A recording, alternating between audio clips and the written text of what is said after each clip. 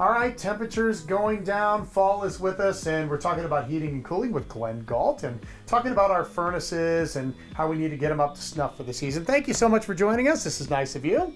Thanks for having us. This is, now I know there are people out there, I know it, that have not turned on their furnace yet. They're going to wait until the very last minute to save a few bucks, but you say that may not be the best idea, right? That's really common. It seems as if once we get into winter, there's always people that, we always say it's every time 10 degrees drops, every time 10 degrees drops. Every single time it happens, we get more calls to come in. It's because a lot of people are holding off until when they turn them on for the first time. That's right. There's some people at 60 degrees, then 50, then 40, then 30, then 20, keep going. But we always say, turn them on, even if you don't want to be using them yet, turn them on. You know, in my own house, walk over to a thermostat, take a temperature, you know, take a picture of the thermostat and turn it up a couple degrees. Yeah, let it run a couple, 15 minutes or so. Come back, make sure it picked up the temperature. Does it sound the same as it did last winter upstairs? If you walk downstairs, does it sound the same as it did last year? That's important. If it doesn't sound the same, if it didn't pick it up, give us a call.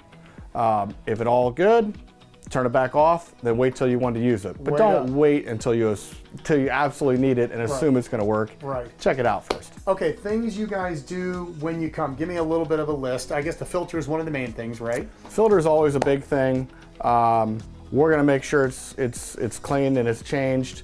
But if it hasn't been, we're going to do it for you. When we're going to come by, we're going to make sure all the sensors are clean. You know, all these modern day furnaces, they have way more sensors in them.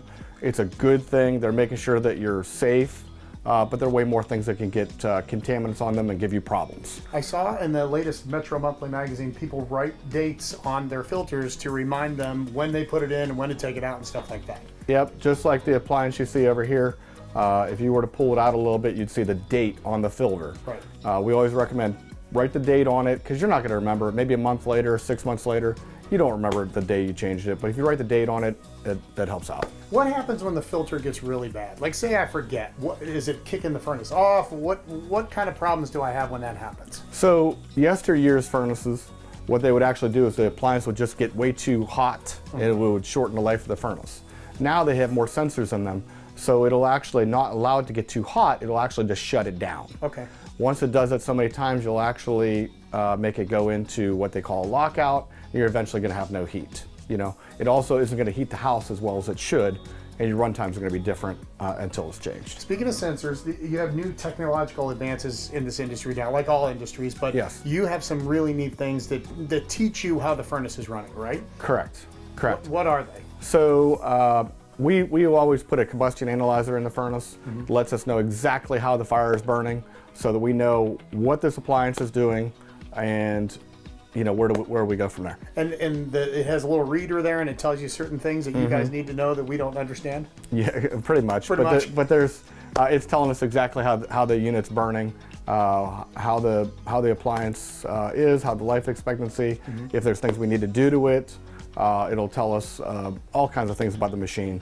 But kind of like taking your car to the shop, they'll hook your car up to a computer. We do the same thing now with your HVAC equipment. Last question, and a good reminder, if you don't have the old dial thermostat now, they're digital and they have batteries, and sometimes the batteries are bad too, right? Correct. Some of them are hardwired where they don't need batteries. A lot of them have batteries. That is another big thing. If you walk over to that screen and you see a battery symbol, it says low or anything like that, or the screen is a little more dim than it used to be, let's throw fresh batteries in it now before it gets super cold out.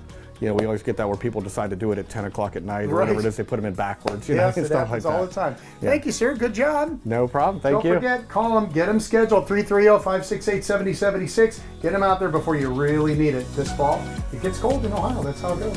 Thank you.